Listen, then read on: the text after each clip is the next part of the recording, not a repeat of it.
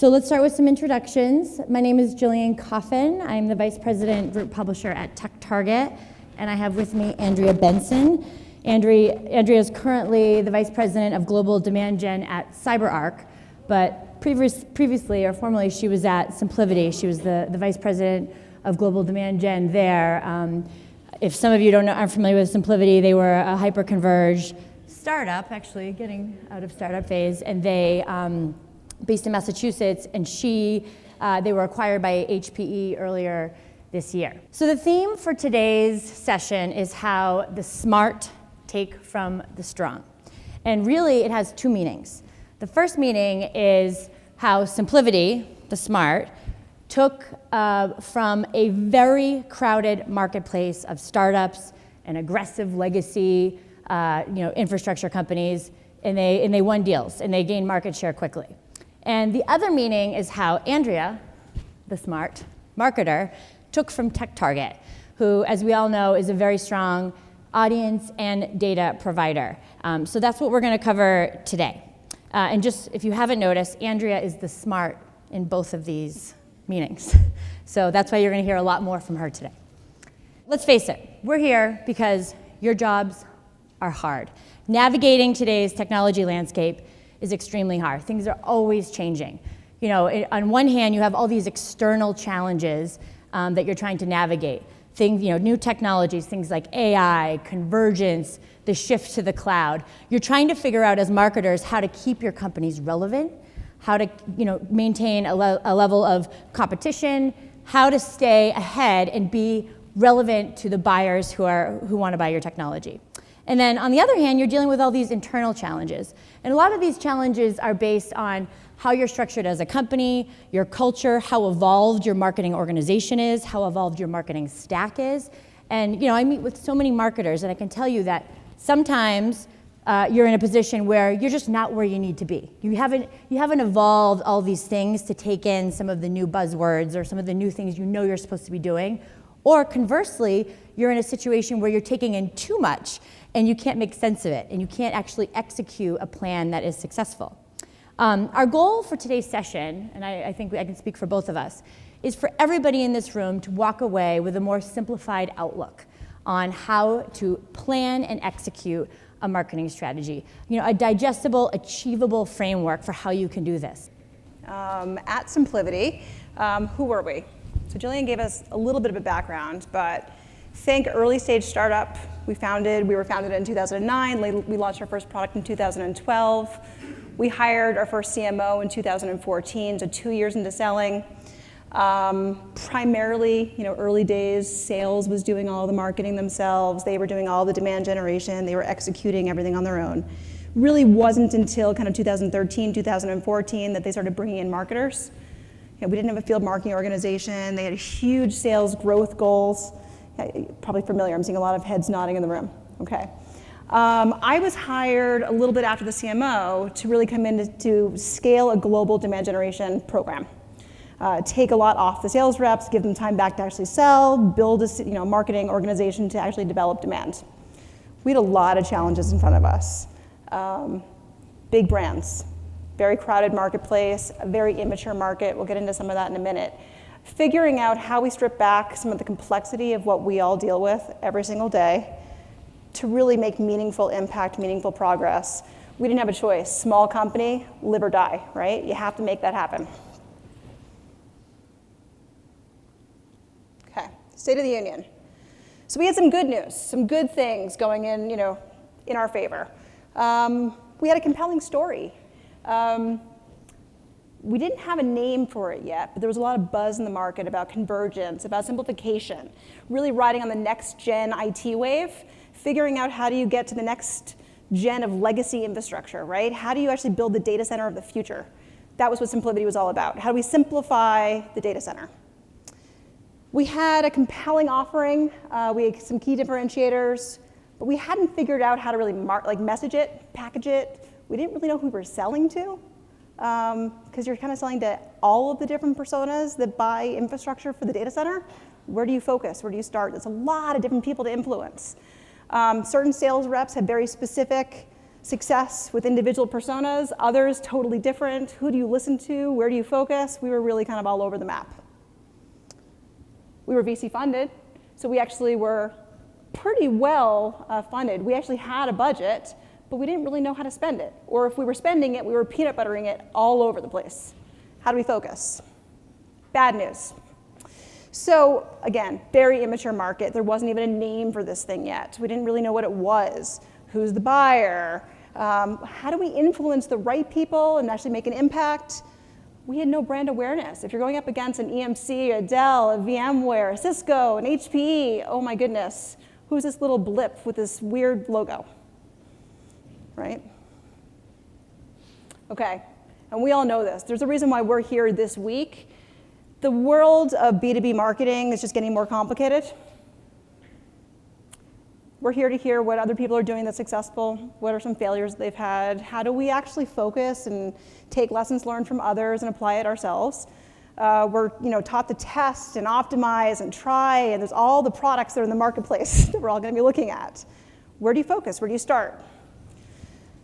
So we know a few things, right? We've heard time and time again, and we probably have actually seen in our own experience, personalization matters, search matters. Relevant content matters. How do you make that work with limited resources, with limited budget, with limited people? That was really the challenge in front of us. And then on top of that, last point of this slide, huge pressure to grow. I'm sure you all feel that in your own way. So we kind of boiled it down to our 5 biggest challenges. What were they? 1, we needed to define the market. What was it? What were we really trying to sell and into what market? We had to find the right relevant roles, personas that we were actually trying to speak to and influence. We had to actually source the right data, the right accounts. Who are we going after? What was our segmentation strategy? We couldn't boil the ocean. We didn't have the pockets to do that. And even if we did, we weren't going to scale the way we wanted to if we did that. How to get to the right people in those accounts, how to get to them in the right places. Our messaging and our content, how do we make that relevant? Again, limited resources. Where do you focus? Is it the next white paper? Is it an infographic? Is it a social post? What is it? What are you producing? You guys are probably all dealing with that every single day. And then, again, with this continual pressure in the background around these growth goals, how are we going to help the sales teams achieve those targets? That one rep who was just hired that says, hey, I just started. Can you go and send that email campaign to welcome me to the audience in my patch? Can you go buy data for me? When you're balancing all of this, right? Okay, how do we do it? So, we knew we couldn't do it alone. That was number 1. We had to focus on a small set of partners who we felt really had expertise in the space, had reach beyond what we could do ourselves, had expertise that we could really learn from, and really kind of put more eggs in those few baskets than peanut butter everything across anything we could think of. So we picked a couple of partners. I'm here doing a case study for TechTarget. They were one of our partners. We had a series of others. Some are global, some are regional, but we really picked a very small number of partners. We knew that we had to expand our marketing mix to be more than just physical events. When I first got to SimpliVity, I think 95% of our marketing mix was physical events. I'm seeing actually that's very common in smaller companies. I had not experienced that before. I'd only been in larger companies before. And from a startup perspective, it made sense. Sales reps were basically planning and executing marketing on their own, and they were used to going and meeting people in person, right? Easier to kind of throw $10,000 at a sponsorship for a booth, feel good that you're at that booth, a lot of people coming by that booth, collecting tons of business cards. What do you do with all of them? We knew we weren't going to get the scale and achieve the growth that we needed to by doing it that way. We certainly didn't have the budget to do it that way. So we had to expand our marketing mix. Search, new company.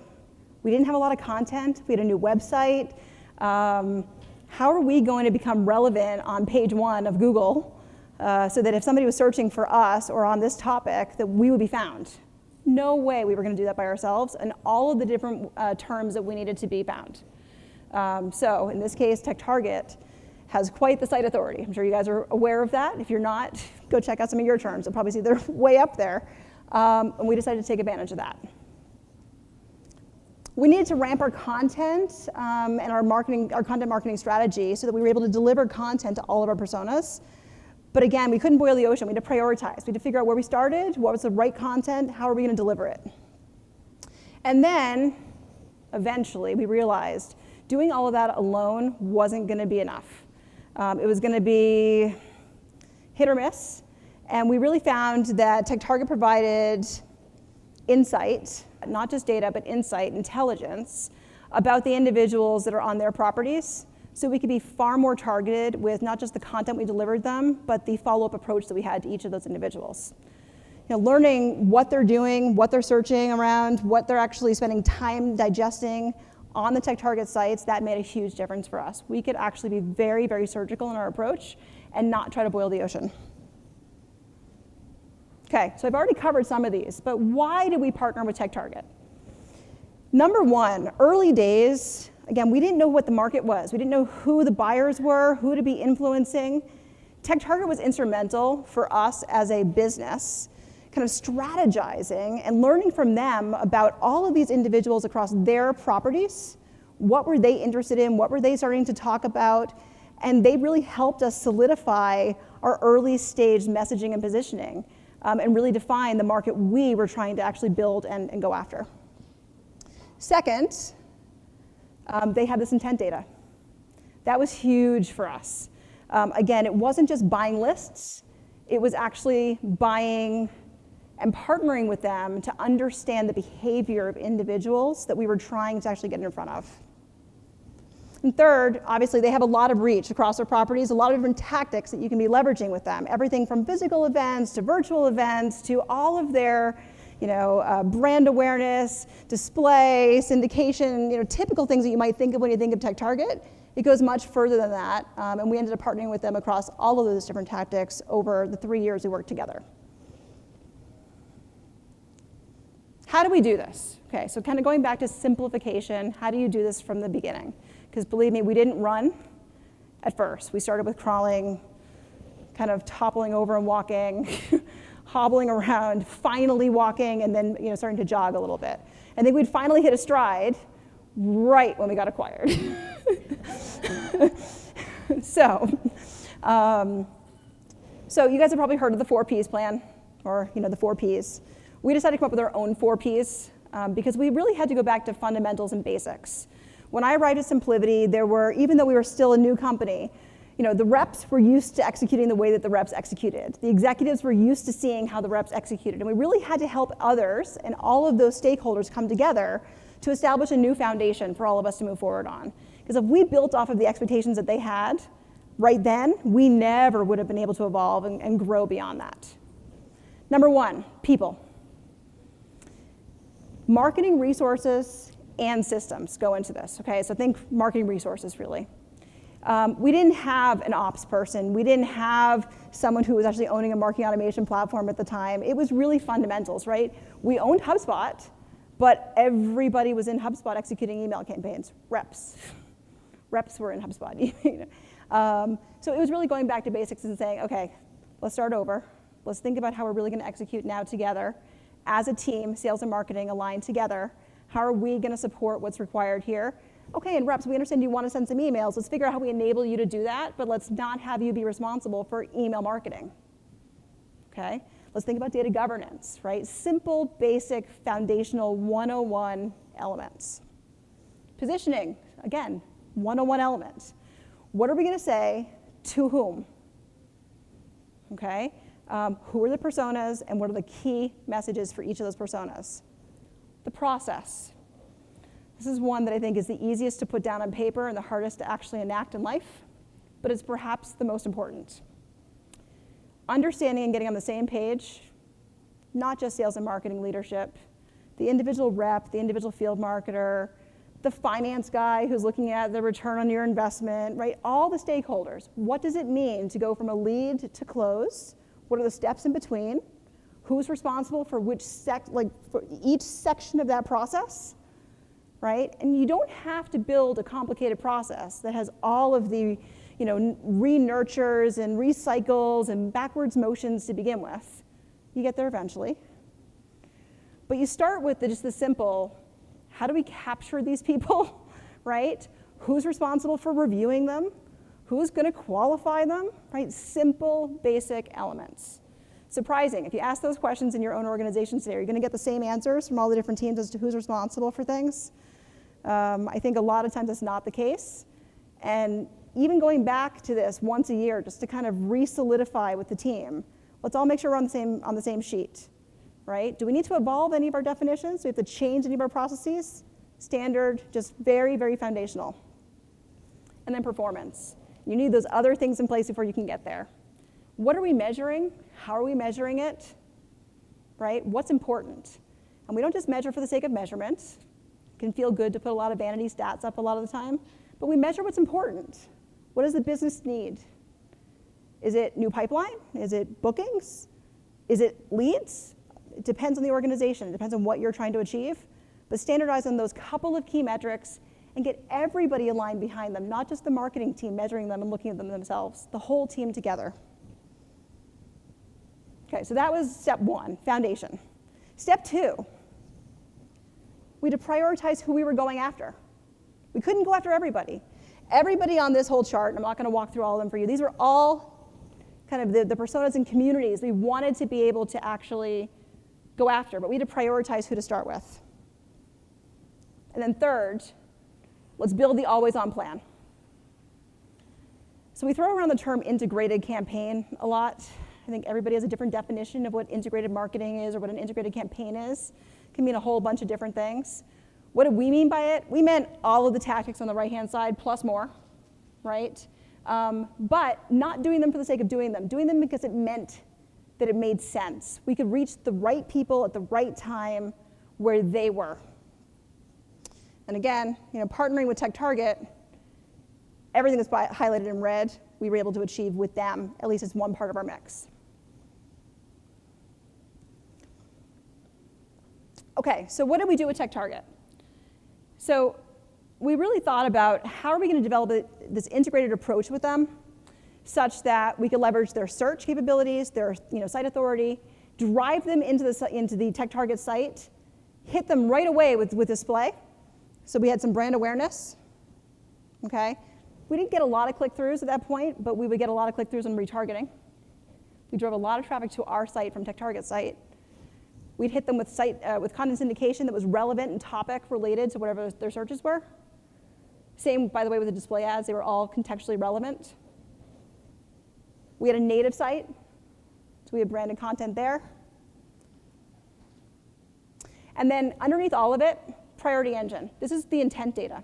So we're looking at what people are actually doing across the TechTarget sites so we understand their behavior, their activity, and we can be very targeted about how we follow up with them.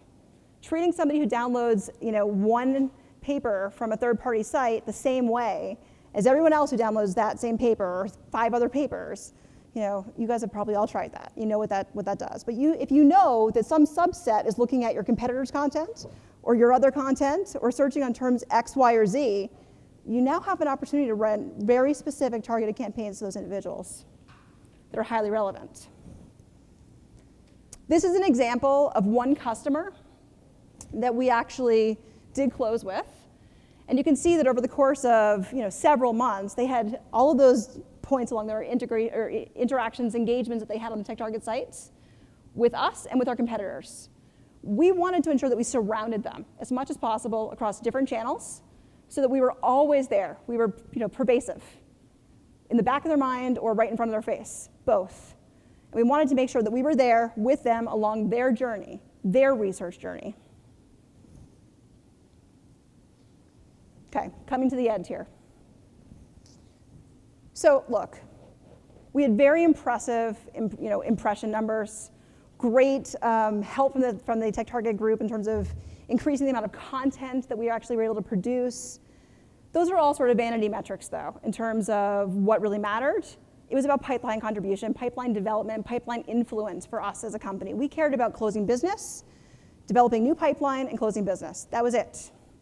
The most impressive part for me over the 3-year journey that we have with TechTarget, again, starting very small, crawling, a little bit of content syndication, a little bit of display, building up to a fully integrated campaign over 3 years.